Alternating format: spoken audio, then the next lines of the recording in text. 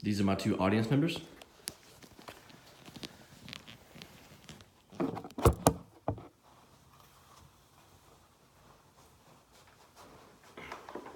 Today we will be discussing the different ways to attack an offense on the defense's perspective. After listening to this presentation today, you should learn the fundamentals of defensive schemes and defensive coverages. A little bit of a background history about me is that I grew up playing football from when I was 3 to when I was 17. Had two coaches that went to the NFL and played football, and they gave me a lot of knowledge about the game. On this PowerPoint today, we will be discussing the positions, defensive schemes, and coverage types in football.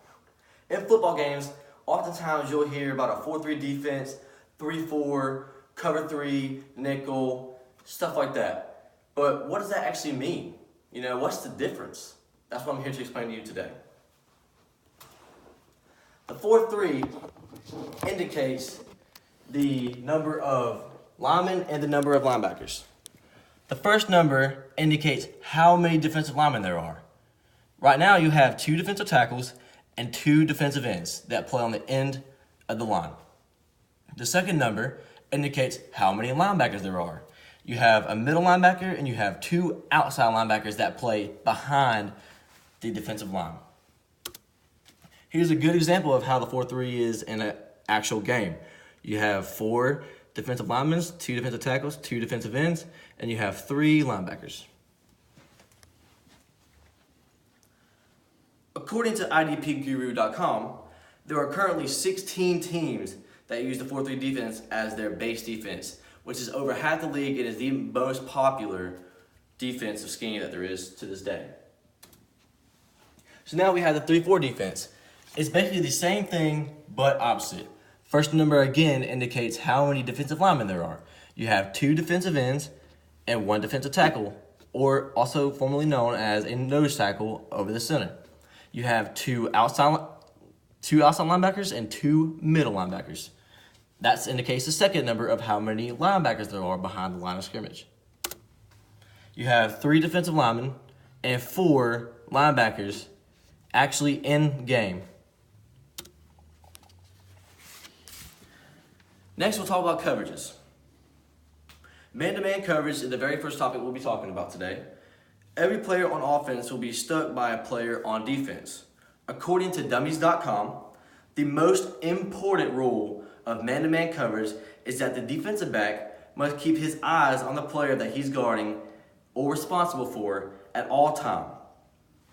Okay?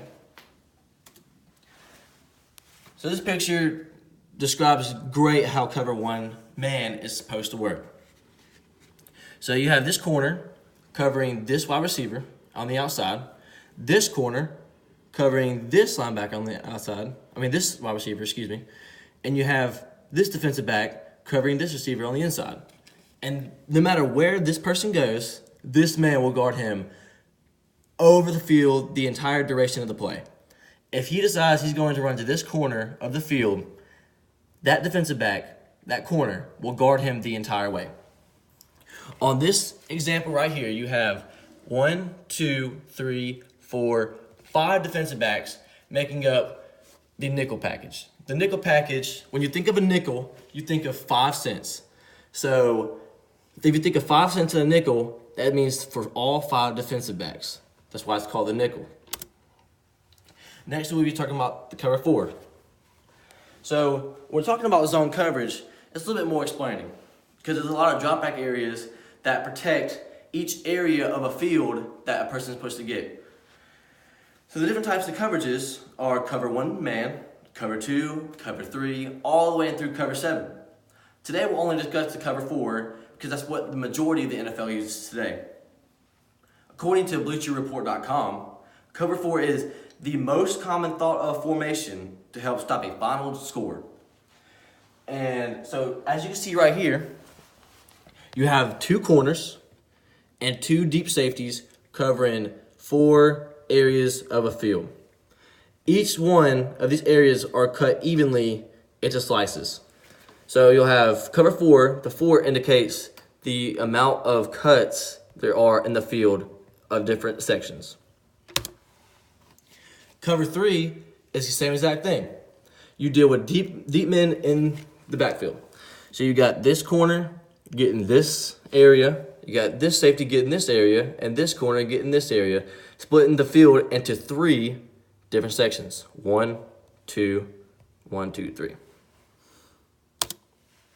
This is a great picture of how a cover 3 actually works with the words on it. So you have this corner going into a deep third, along with this corner going into this deep third, as well as this safety going to his deep third. All of them must maintain their deep third and not come out of their deep third to come down. This safety rolls down, plays on this man, and this safety plays on this man. This is again 1, 2, 3, 4, 5 defensive backs, allowing for a nickel package. The next topic will be the cover 2 coverage. So here, you'll have the corners, instead of dropping back into a deep third position or a deep 4 position, they will be actually playing in a soft zone about 10 yards behind the line of scrimmage. You have 2 safeties dropping back into their deep sections of the field, cutting the field into 2. And as you can see, in each one of these, the linebackers are doing the exact same thing, all dropping into sections about 10 yards deep at the line of scrimmage, covering their certain area. If this receiver wants to come into his area, he will pick him up until he runs into this area, crossing the field. If he keeps crossing, they keep passing off. And that's how the linebackers work. So here's a picture of how cover 2 works. The corners have their men, and the safeties have their deep sections of the field. The future benefits of knowing these coverages and these defensive schemes will be a future job or career. The money that goes into sports is outrageous. And according to BusinessInsider.com, the coach of the Alabama Crimson Tide, Nick Saban, makes $11.5 million a year, which is insane money. Another benefit is that you can sit at home and watch games more enjoyably, knowing what the defense is going to do, find your own strategies, and think of how the defense does what they can to stop the offense. Also, another benefit is that you can teach your kids the game, hoping they can become their own coaches or players later on in life. For the conclusion, football will just be more enjoyable to watch. You can learn and ultimately experience a new level after this, and hopefully learn more to become your own football guru.